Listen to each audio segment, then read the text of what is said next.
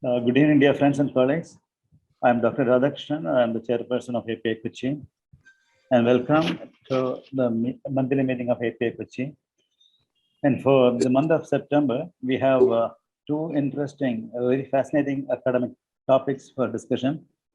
The first will be acute pulmonary embolism. We got a guest speaker for that, Dr. Vinit Bhatia. He is a senior consultant at Fortis Hospital, Noida. And this session will be chaired by Dr. Hari. And this will be followed by a case presentation, an unusual case of jaundice. That will be from the MOSC Medical College, Kolancheri.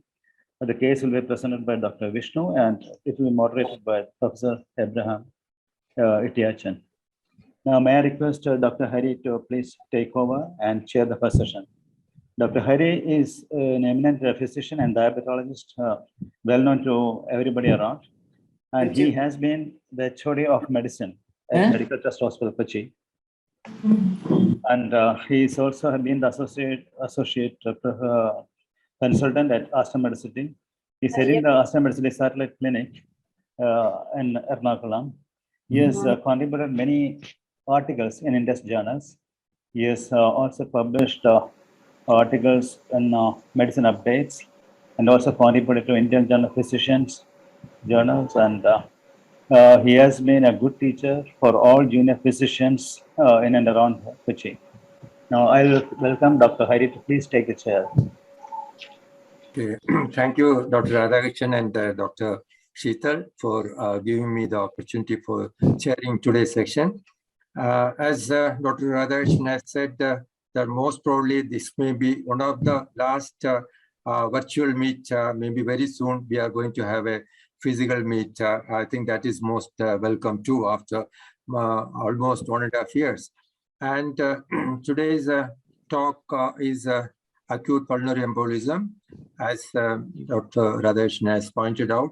As we all know that acute pulmonary embolism is a blockage in one of the pulmonary arteries in lungs. In most cases, pulmonary embolism is caused by blood clots, but we also know that it can be also caused by fat from marrow, or also part of the tumor also can cause, or air bubble too can cause after the fracture. And this pulmonary embolism is mostly caused by blood clots that travel to the lungs from deep veins in the legs, or rarely from the veins in other parts of the body. Because the clots block blood flow to the lungs, pulmonary embolism can be life-threatening. However, prompt treatment greatly reduces the risk of death. Taking measures to prevent blood clots in your legs will help protect you against the pulmonary embolism. Pulmonary embolism symptoms can vary greatly depending on how much of your lung is involved, the size of the clot, and whether you have underlying lung or heart disease. But most important factor is that in this context about COVID-19 pandemic area, the value of pulmonary embolism has become many fold high, because many of our patients with COVID, they go into these issues, and if proper attention is not given, death can happen. So preliminary reports have described significant procoagulant effects in patients with coronavirus 2019 or the COVID-19, including life-threatening pulmonary embolism. So, on review, the current data on the epidemiology, the possible underlying pathophysiological mechanism, and the therapeutic implication of pulmonary embolism in relation to COVID-19 is very important. The incidence of pulmonary embolism is reported to be around 2.6 to 8.9% of COVID-19 in hospitalized patients, and up to 1/3 of those requiring intensive care unit admission, despite standard prophylactic anticoagulation. This may be explained by the direct and indirect pathological consequences of COVID-19, complement activation, cytokine release, endothelial dysfunction, and interaction between different types of blood cells. To speak to us, we have a very eminent speaker, Dr. Vinit Bhatia from the Department of Cardiology. Is a very senior consultant working in Fortis Hospital, Noida. He had his qualification MBBS and MD from Indira Gandhi Medical College, Nagpur.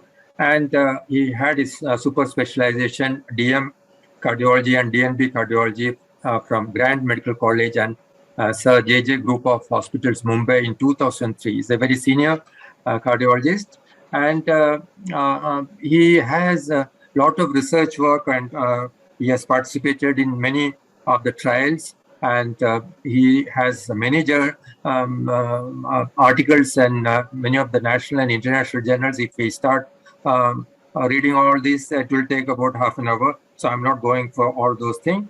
And he's also membership in the got membership in National Academy of Medical Science, New Delhi, and also is member of Cardiology Society of India, and also Institutional Review Board, Fortis Hospital, Noida. With all these things about our speaker, now I ask Dr. Vineet Bhatia to take the podium. Over to Dr. Vineet Bhatia, please. Good evening, everybody. Thank you, sir, for such a very kind introduction. And as already sir said, I will be touching upon this upon the topic of pulmonary embolism today. So I'll just go to my presentation first. So as we all know that the term venous thromboembolism largely encompasses two clinical situations, one being pulmonary embolism and the other being deep vein thrombosis. Venous thromboembolism, as we all know, along with myocardial infarction and stroke, has come forward as one of the big three of the cardiovascular diseases which are there. The global incidence of venous thromboembolism ranges from about 1.2 to 2.7 cases per 1,000 population per year and leads to about 1 lakh deaths annually in the United States alone. Most of the deaths occurring in patients who are hospitalized with pulmonary embolism usually results from right heart failure or because of recurrent pulmonary embolism despite anticoagulation being in place. Does venous thromboembolism show any seasonality? Yes, the cases are found to be most high in their highest numbers during the winters. Also in the lower socioeconomic strata, there is a higher mortality which is seen, and they are also less likely to receive thrombolytic therapy. Now coming to the long-term complications of venous thromboembolism, recurrent VTE, a chronic thromboembolic pulmonary hypertension, and post-thrombotic syndrome, which leads to chronic venous insufficiency of the legs, is also commonly seen. Newly diagnosed venous thromboembolism has got a lot of cost issues also. It's cost the US healthcare about 7 to 10 billion US dollars on an annual basis, whereas the European Union shells at about 1.5 to 13.2 billion euros on an annual basis. The traditional teaching regarding the pathophysiology of venous thromboembolism comes from the concept of the Virchow's triad, which was put forward by Rudolf Ludwig Karl Virchow, which has three components, largely circulatory, the stasis, endothelial injury, and a hypercoagulable state. In fact, it was Rudolf Virchow who said that there is detachment of larger and smaller fragments of the softening thrombus, which are carried along by the current of blood and driven into remote vessels. This gives rise to a very frequent process on which I have bestowed the name embolia. However, this has been the traditional teaching, and I think now it is time that a fourth and most important dimension be added to Virchow's triad, and that is inflammation. The concept of inflammation being one of the the positive factors for a venous thromboembolism largely comes to large amount of similarities in the epidemiology and the pathophysiology between venous thromboembolism and atherothrombosis. Inflammation with its underlying prothrombotic state is a pivotal factor in PE and links venous thromboembolism to atherothrombosis also. This realization has uncovered a wide range of unconventional risk factors for PE related to inflammation. We all know that patients who have severe sepsis and septic shock have got a higher incidence of venous thromboembolism despite being on anticoagulation. We have also recently seen that in conditions like COVID-19, as sir said, there is a high incidence of venous thromboembolism and pulmonary embolism, often leading to great degree of morbidity and mortality. Chronic kidney disease also has a high incidence of venous thromboembolism. This seems to largely stem from the high oxidative stress and inflammation that occurs secondary to impaired renal function. Several other inflammatory disorders like inflammatory bowel disease, rheumatoid arthritis, psoriasis, pneumonias, UTIs, and influenza, along with diabetes mellitus, are often found to be triggers for venous thromboembolism. And it is also seen that in patients who have venous thromboembolism, subsequent cardiovascular events are found to be much higher. In a series of 1,023 Australian patients who presented with pulmonary embolism, the 5-year cumulative mortality was 32%, and surprisingly, 40% of these were due to cardiovascular causes. The contrary is also true. In a Danish study in which the participants were followed for a long period of 16 years, 1,800 plus patients had myocardial infarction, and about 699 patients had got venous thromboembolism. And it was found that the myocardial infarction significantly increased the risk of pulmonary embolism as a subsequent phenomena. So inflammation also plays a very important role apart from the traditional virtuous triad. Now, what are the recent advances as far as the molecular pathophysiology is concerned? When virtuous triad is in place and there is inflammation, it largely leads to platelet recruitment and activation, which lead to release of certain pro-inflammatory mediators. These activated platelets in turn act to bind to the polymorphs, and they result in the stimulation of the release of nuclear material and result in formation of certain web-like extracellular networks, which are called the NETs, which are the neutrophilic extracellular traps, which are highly procoagulant and prothrombotic. The venous thrombi, which are in their initiation phase, get trapped within these nets, and this provides a scaffold for subsequent binding of RBCs, platelets, fibrin, and promotes further platelet aggregation. Whenever there is a stasis, or when there is a low oxygen tension which is there, or when there is a stress because of pro-inflammatory states or impaired endothelial regulation in place, this further compounds the problem and results in the occurrence of the venous thromboembolism. Another interesting fact is that there is a high recurrence of venous thromboembolism in the absence of anticoagulation. This supports that venous thrombosis can persist perhaps as a subclinical chronic inflammatory state that becomes clinically apparent intermittently when activated platelets degranulate and release pro-inflammatory mediators. This is also substantiated by findings from the Jupiter study, where it was found that patients who had asymptomatic elevation of baseline hsCRP level, which indicates inflammation, if they were treated with rosuvastatin, the incidence of venous thromboembolism was found to be 43% lower. Now, what are the cardiopulmonary dynamics which take place when there is an acute pulmonary embolism? Basically, we have two issues which are there. One is the anatomical obstruction. That means the thrombus is obstructing the pulmonary artery. And secondly, there is pulmonary arterial hypertension, which comes into place because of release of certain neurohumoral effects which are there. The platelets release serotonin and the platelet activating factor. There is the release of thrombin and vasoactive peptides. There is release of histamine and the systemic arterial hypoxia, which causes intense pulmonary artery vasoconstriction, leading to a pressure overload on the right side of the heart. This decreases RV output and also causes RV decompensation, decreasing and thereby increasing the RV volume. Once the RV volume increases, it causes a septal shift towards the left ventricle, and because of pericardial restriction, there is a reduction in the distendability of the LV, and the LV preload is found to be reduced. Similarly, the pressure overload decreases RV output, and as we know that the RV and the LV are in a series interaction, there is a reduction in the subsequent left ventricular output also. And this may subsequently lead to decreased cardiac output and a fall in the mean arterial pressure. The increased RV volume as well as the pressure load also reduce the RV coronary perfusion pressure, and this may lead to RV ischemia, and thereby we may often have elevation of the troponin enzyme, which is often found to be occurring. So there is a increase in wall tension and also increase in the oxygen demand, and this is how the cardiopulmonary dynamics take place during a acute pulmonary embolism episode. Now, coming to the classification of acute pulmonary embolism, they can broadly be classified into three types. One is massive, second is submassive, and third is the small to moderate pulmonary embolism, which is the most common, occurring in 70% of the cases. The submassive pulmonary embolism can again be classified into two. One is the low risk, which occurs in 5 to 10% of cases, and the high risk, which occurs in about 15% of cases. Coming to the easiest one, which is the small to moderate PE, patient usually has normal hemodynamics, normal RV size and function, and it may take a high index of suspicion actually to diagnose this particular condition. Coming to submassive PE, which is low risk, also very common. Patient is hemodynamically stable, and there may be evidence of RV dysfunction or a biomarker elevation, but usually both are not present together. In a submassive PE, which is high risk, patient is hemodynamically stable, but there is moderate to severe RV dysfunction or enlargement on echo. It is coupled with biomarker elevation, indicative of RV microinfarction and or RV pressure overload. Now, this is in submassive PE, which is high risk, is an area which has a lot of controversy as to how these patients should be treated, whether they should be treated with the traditional anticoagulation or one should escalate one up, one step, further and subject these patients to a thrombolytic therapy.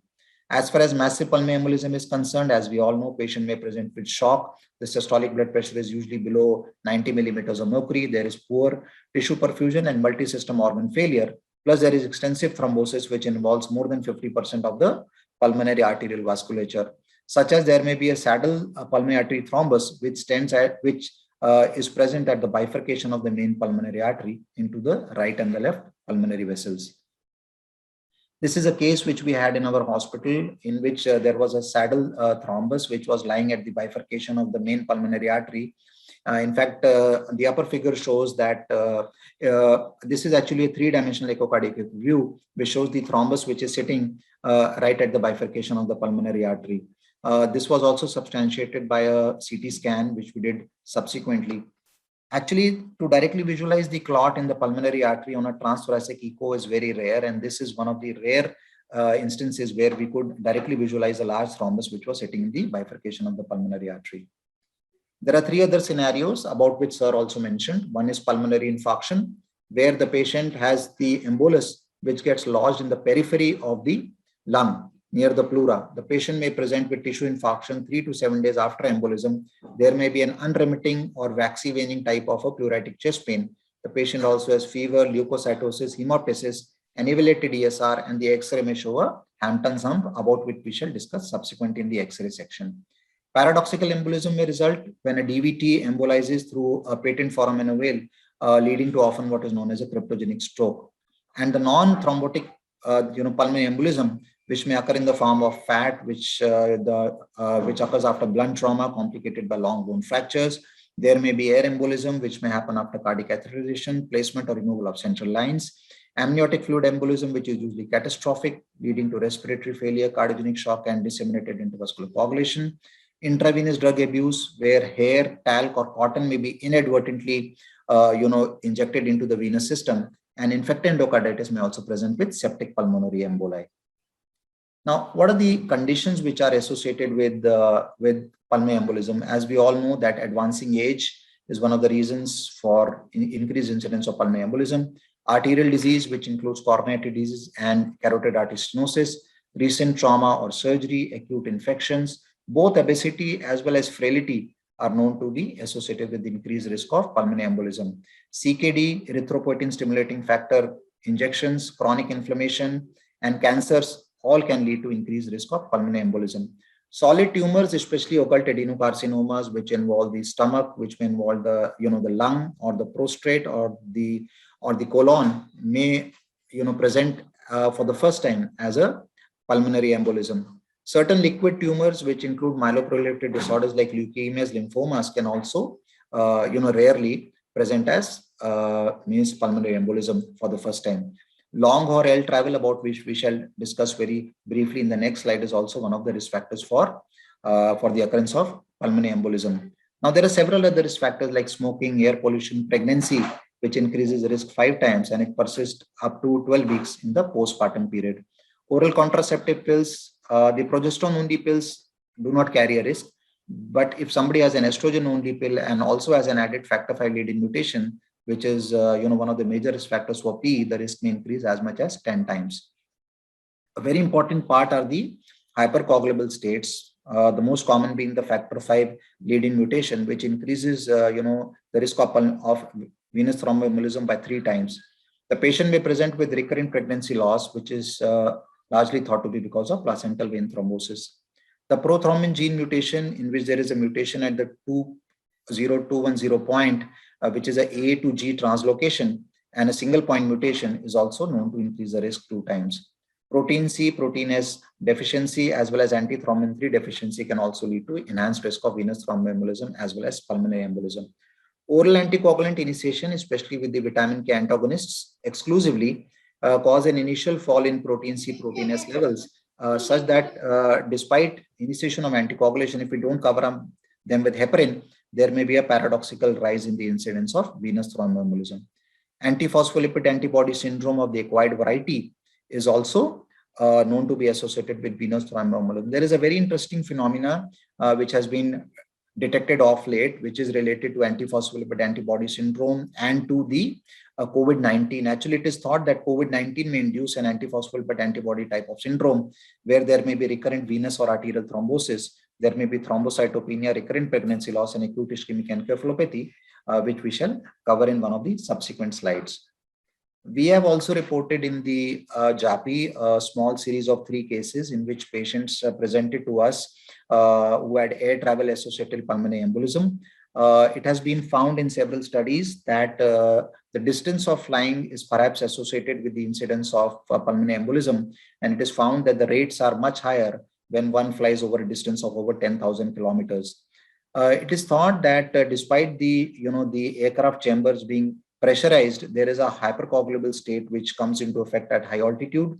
The trauma to the vessels may occur because of the passenger seats, because the back of the knee is constantly pressing against the edge of the seat, and if you wear a very tight clothing, this may further enhance the problem. Stasis also occurs due to prolonged sitting, and since these particular things are more common in the economy class, it has also been referred to as the economy class syndrome.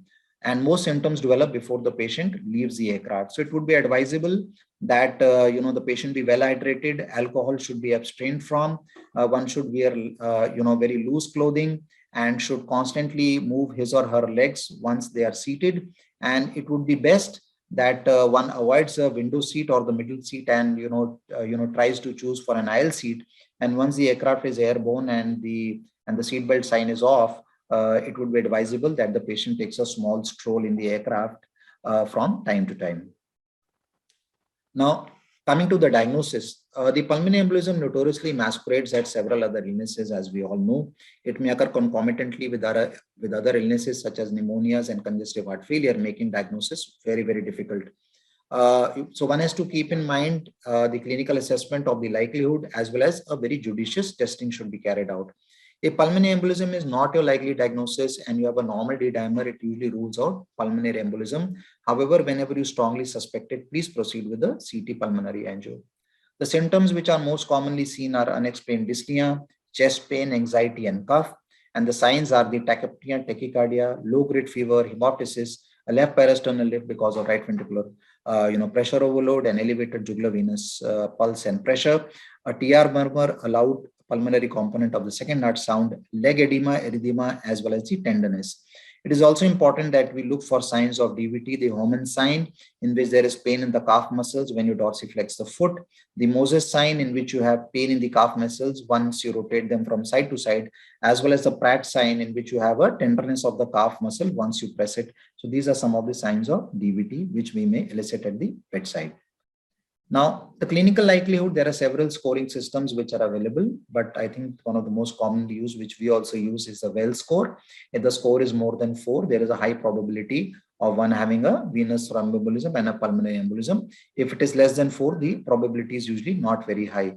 DVT signs and symptoms and an alternative diagnosis less likely are given a score of 3. The tachycardia, heart rate more than 100. Immobilization or surgery within the past 4 weeks, a previous DVT or PE is given a score of 1.5, whereas hemoptysis and cancer treated within 6 months or the metastasis is given a score of 1. Also, we should keep in mind the differential diagnosis of pulmonary embolism. As we are all aware, it may, just be like an ACS. It may resemble a pericarditis, congestive heart failure, aortic dissection, or some lung issues like bronchitis or pneumonia, or it may be plain anxiety or pleurisy or osteochondritis. Now, what are the diagnostic tools which are available for us to diagnose pulmonary embolism? One is your, a very good history taking, circumstantial evidence which is there, and a very meticulous, a physical examination is in place.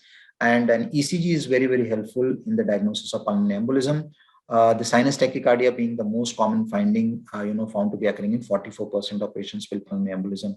There may be a complete or an incomplete RBBP. There may be a right ventricular stain pattern, in which T inversion is classically seen in the anterior chest leads, especially the leads V1 to V4, as well as it may also happen in the inferior leads. This pattern is usually associated with the high pulmonary artery pressure. There may be right axis deviation. There may be a dominant R wave in V1, or there may be evidence of a right atrial enlargement in the form of a P pulmonale, in which, as we all know, that the initial upstroke of the P wave in lead 2 will be more than 2.5 millimeters in height, or the initial part of the biphasic complex of the P wave in V1 would be more than 0.6 millimeter second in the distance and the duration.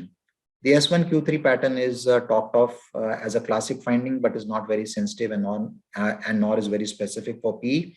It is found to be occurring in 20% of cases. And in the ECG, which is given alongside, we can see the S1Q3 T3 pattern. There is a S wave in lead 1, there is a Q wave in lead 3, as well as a T wave inverted in lead 3. There may be a clockwise rotation. We may have atrial arrhythmias like atrial fibrillation, flutter, and atrial tachycardia, or there may be non-specific changes also, which may involve the ST and the T waves. This is a patient's ECG who presented with a massive bilateral pulmonary embolus.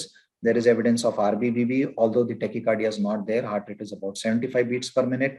There is extreme right axis deviation, S1Q3 T3, T wave inversion in the anterior chest leads, and clockwise rotation with persistence of S wave up to V6. Echocardiography bedside, easily available, very important diagnostic tool.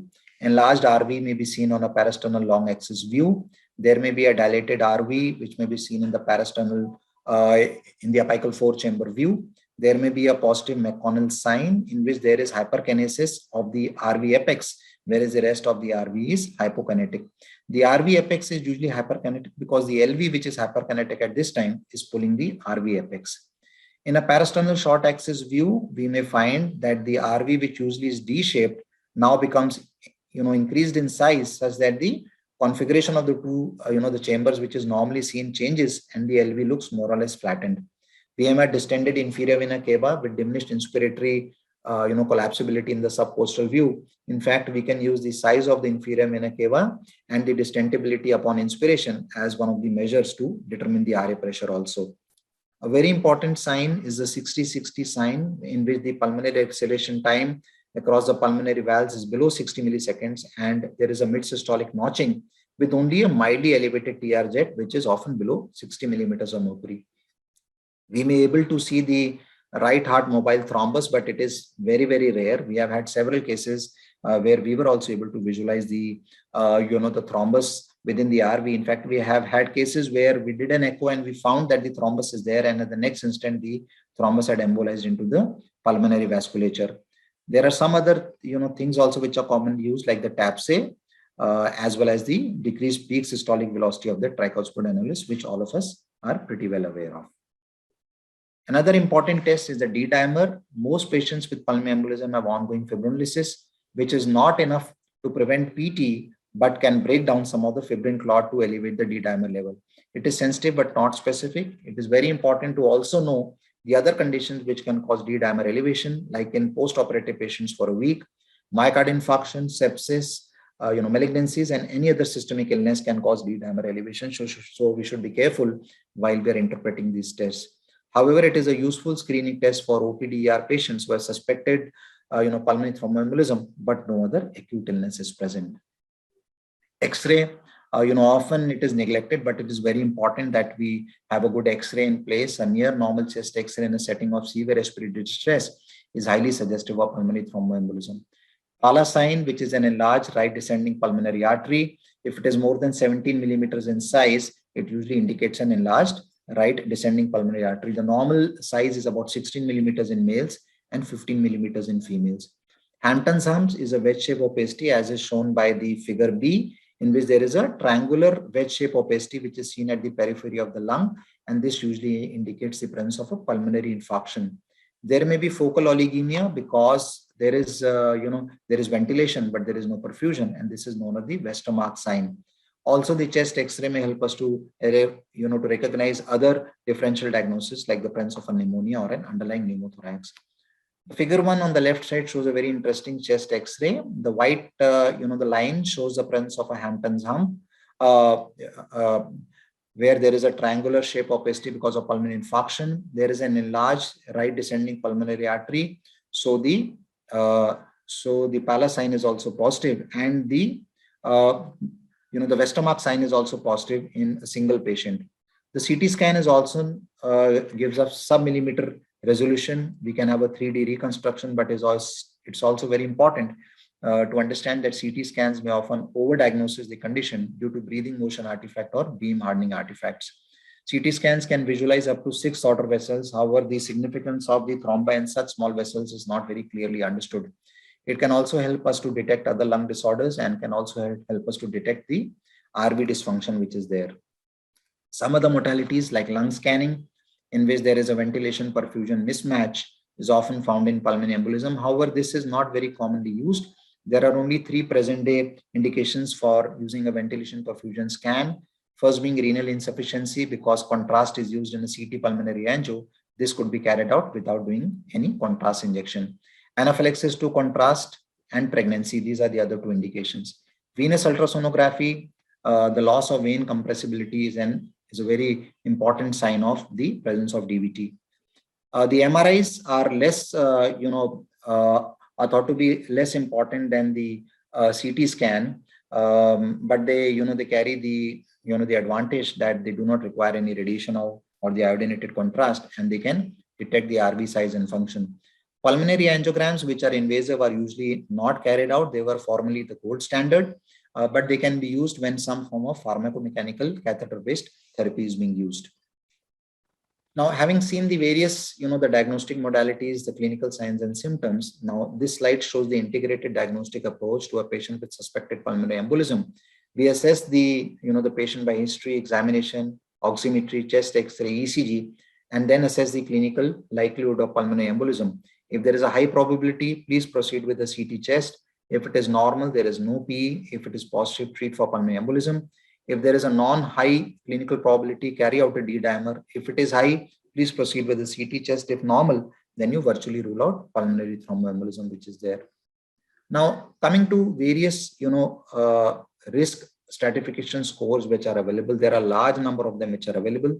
However, perhaps the most commonly used are the pulmonary embolism severity index and the simplified PESI scores which are there, which help us to detect the prognostic, the risk stratification of the patient. So I think we need not go into the details of these as they are a bit complicated. Now, coming to the management part, patients who have got small pulmonary emboli or a submassive low risk type of pulmonary embolism, the unfractionated heparin forms the cornerstone of the therapy. It has a short half-life, which has a great advantage, such that if the patient requires any subsequent IVC filter insertion, systemic lysis, or a catheter-directed pharmacomechanical therapy or a surgical embolectomy, it can easily be undertaken. Apart from having an anticoagulant effect, the unfractionated heparin has also got several pleiotropic effects, including anti-inflammatory and vasodilatory properties. As we all know, there are several regimes which each hospital follows, but one of the most common regimes which is followed is the Rashke's regime, in which 80 units per kg bolus of the unfractionated heparin is given, followed by an infusion of 18 units per kilogram per hour. We try to maintain the activated partial thromboplastin time between 46 and 70 seconds. Many people like to do it at about 50 to 80 seconds. And there are several, the formulae in which we can calculate the APTT every 6 hourly, and then we can adjust the dose of the heparin infusion, and if required, the additional boluses can also be given. However, there is a recent trend in which people feel that rather than using the APTT, we should, do a factor 10 assay which is there. So this is also one school of thought which has come up. Low molecular heparin has got several advantages, as we all know. It has greater bioavailability, has a more predictable dose response, and a longer half-life than unfractionated heparin. Enoxaparin is the drug which is most commonly used, 1 milligram per kilogram twice a day, and it is FDA approved for the treatment of the patients who present with DVT or the pulmonary embolism. No monitoring or dose adjustment is needed unless there is marked renal insufficiency or there is marked obesity. Fondaparinux, another Factor 10A pentasaccharide, which is administered as once daily subcutaneous injection, has been approved by FDA for DVT and PE. No laboratory monitoring is required, and the dose is usually 5 milligrams for patients below 50 kgs of body weight, 7.5 milligrams for those between 50 and 100, and 10 milligrams for those who weigh more than 100 kgs. Now, there has been a trend of use of NOACs also in DVT and pulmonary embolism. As we all know that the parenteral, that the dabigatran and the edoxaban are the 2 NOACs which would require a parenteral drug push before they are started. So, initially you would start with parenteral anticoagulation, which would go on for 5 days, and then you would switch over to dabigatran full dose at 150 milligram BD or if required at 110 milligrams BD. Similarly, edoxaban, which although is not available in India, there would be a run-in of a parenteral anticoagulant for 5 or more days, and then you would switch over to edoxaban at full dose of 60 or 30 milligrams if required. It is similar for the parenteral therapy to be given for a period of 5 or more days, and then add a vitamin K antagonist, because we all know that the vitamin K antagonists, bring about knocking off of the various the clotting factors depending upon their half-life. And it is only after a period of about 5 to 7 days that the INR can be achieved in the desired range along with its anticoagulant effect. Although initially when we start a vitamin K antagonist, the INR may become high, but the full anticoagulant effect may not be achieved by us. There are only 2 drugs among the NOACs which can be used as first-line therapy in which no parenteral anticoagulation is required. That is apixaban, where 10 milligrams twice a day can be used for a period of 7 days, and then we switch over to 5 milligrams twice a day, or rivaroxaban, which can be given as 15 milligrams twice a day for 21 days, and then we switch over to full anticoagulation. But usually the trend is that everybody wants to give a parenteral anticoagulant for a period of 5 to 7 days, and then to switch over to the NOAC or a vitamin K antagonist, depending upon the clinical scenario and requirement. Now comes the next question as to what would be the optimal duration of anticoagulation. What is the risk of a recurrent VT after discontinuation of anticoagulation? Again, several scores are available, like the Vienna score or the Purana score, which can be calculated, and then we can come to some form of conclusion.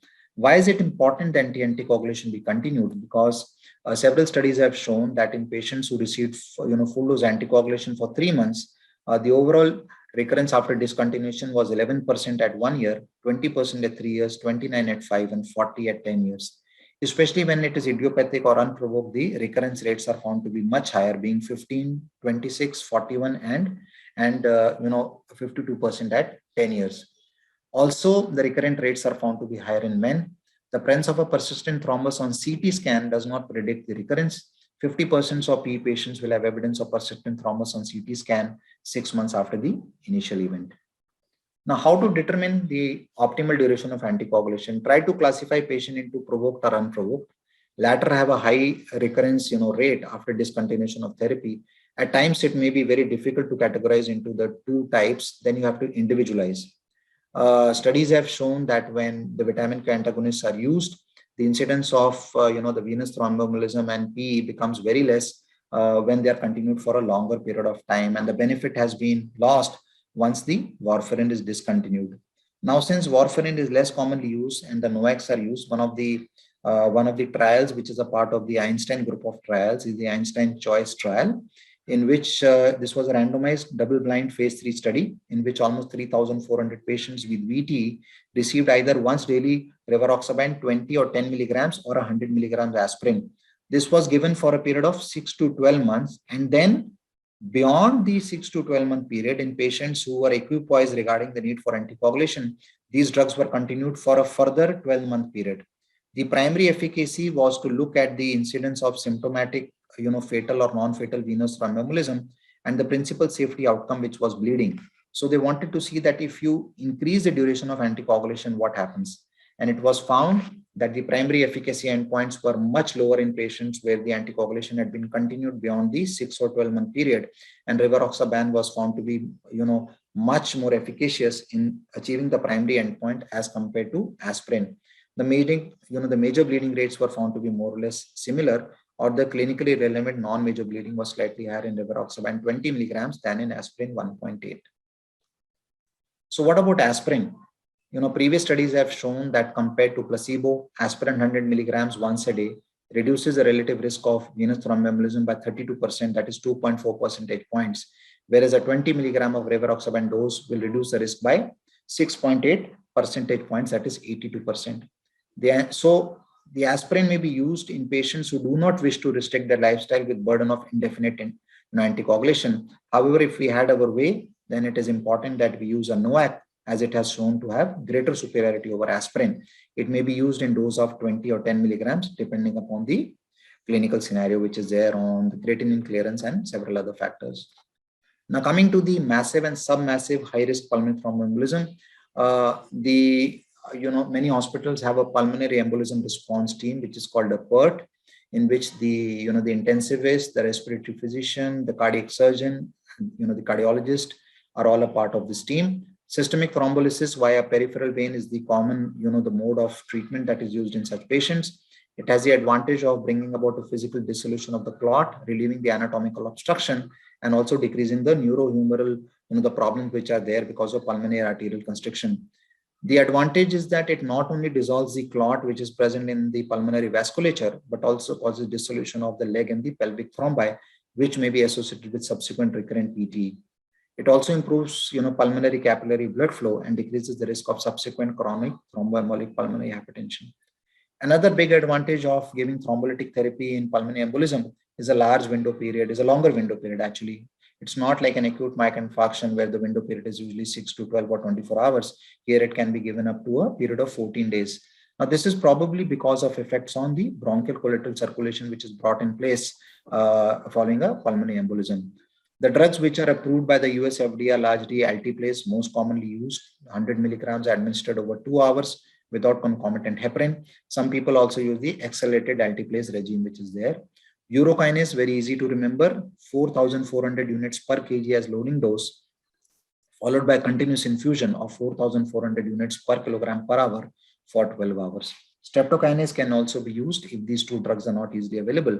250,000 units being given as a loading dose over 30 minutes, followed by 1 lakh units per hour for a period of 12 to 24 hours. Some centers also use retiplase, although this is not FDA indicated except in an acute myocardial infarction situation. 2 boluses are used, which are 10 units, and each is administered 30 minutes apart. Now, if thrombolysis is not an option and patient has got bleeding or the patient has a massive PE, are there any other means that can be undertaken? Yes, there are pharmacomechanical methods or plain mechanical methods which are there. The advantage is that you can use a lower dose of TPA up to 24 milligrams rather than the 100 milligram dose. In fact, the ultrasound accelerated thrombolytic therapy, you can use a lower dose as much as 8 milligrams also, plus use a mechanical catheter.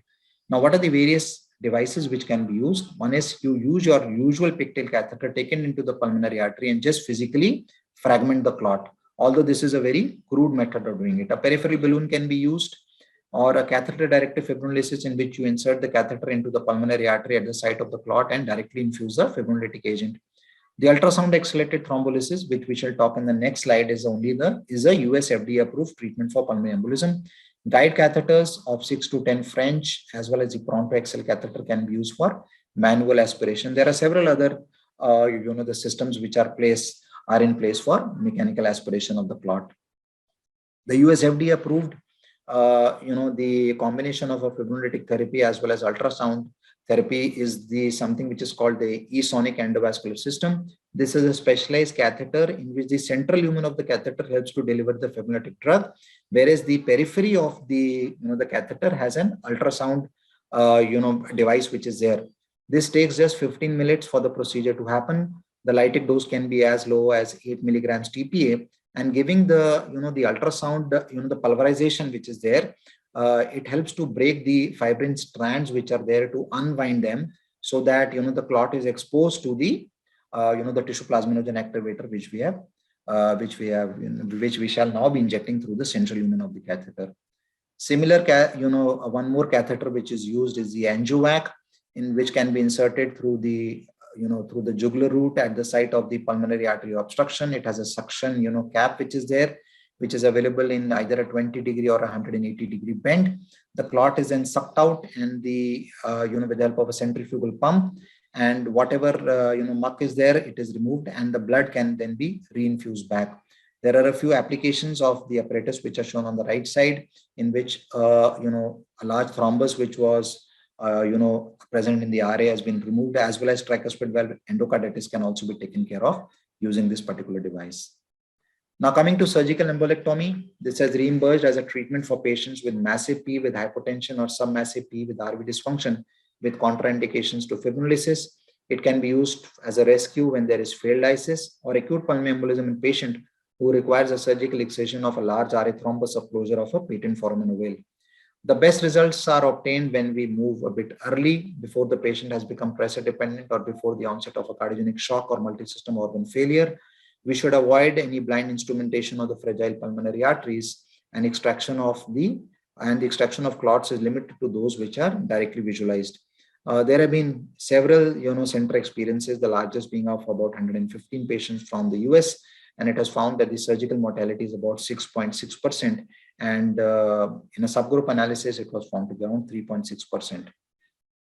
There are also IVC filters, which are available. As we all know, there can be permanent filters, there can be temporary filters, they can have a renal vein or infrarenal vein deployment, which is there. If you have a condition in which there is a risk of a pulmonary embolism, and you cannot give the patient heparin, or there is an ongoing bleeding, you can also place a temporary filter in place. One of the examples being the Angel catheter, which is easily available. It is a retrievable IVC filter with a triple lumen catheter.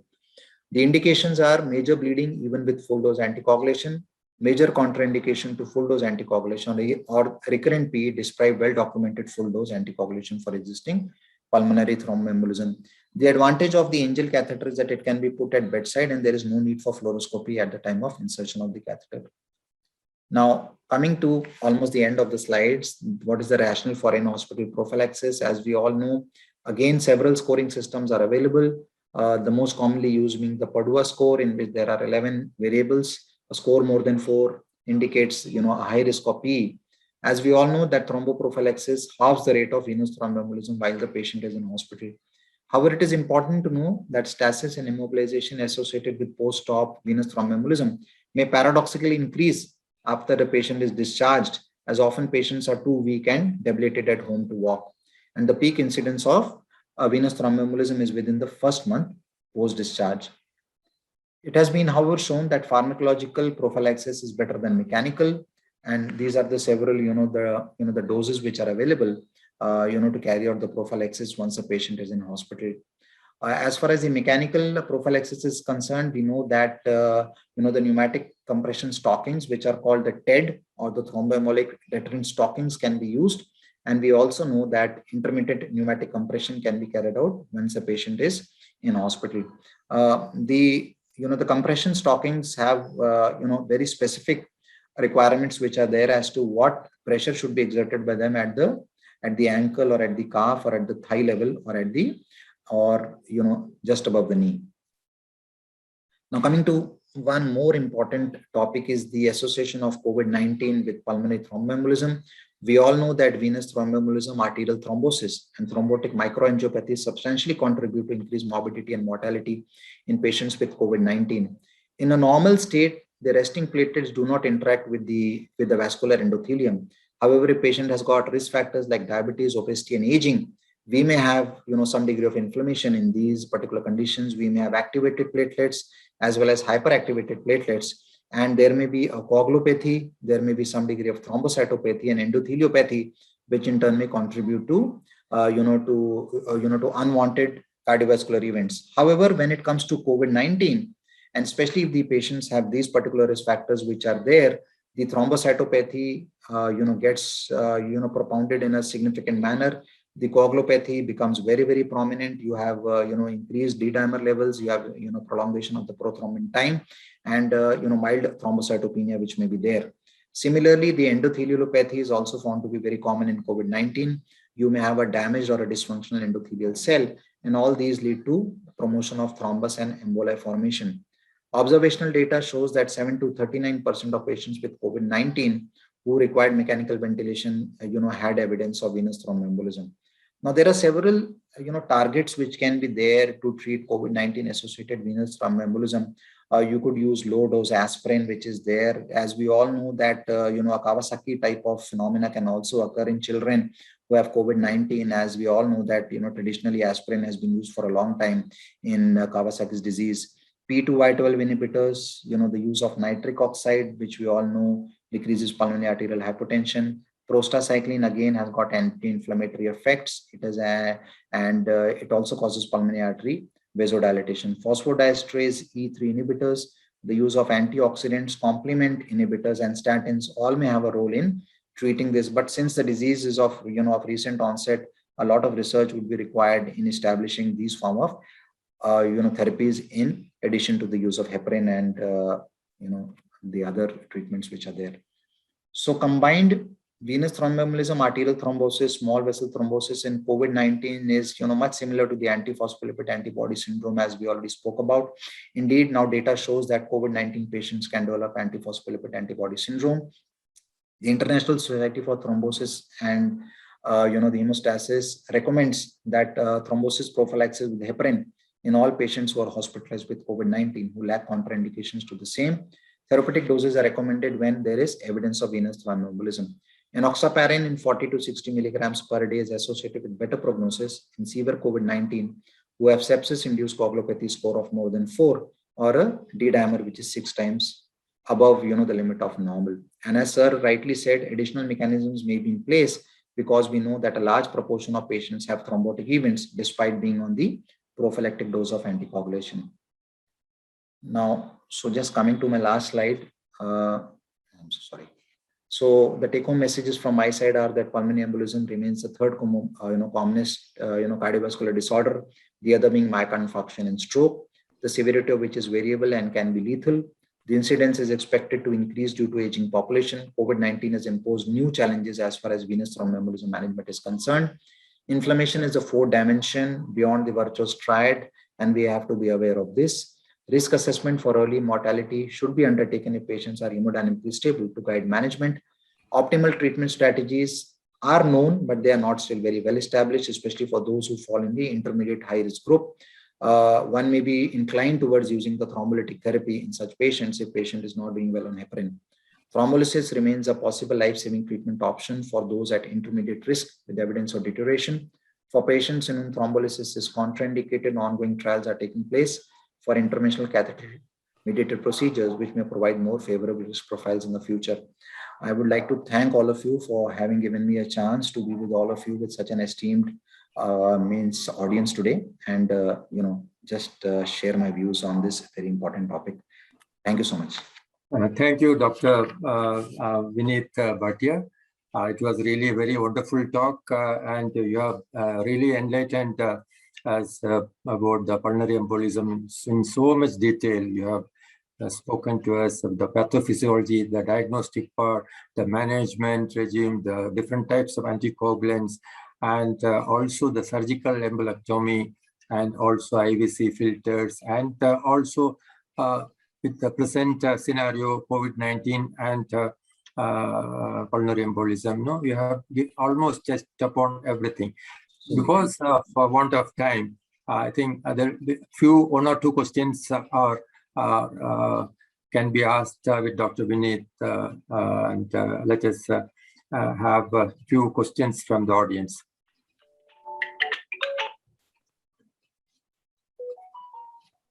If it is there, he will answer, please. Otherwise, we'll go for the next topic. I think we have a case presentation today, isn't it, Dr. Radhakrishnan? That's right, sir. That's right, sir.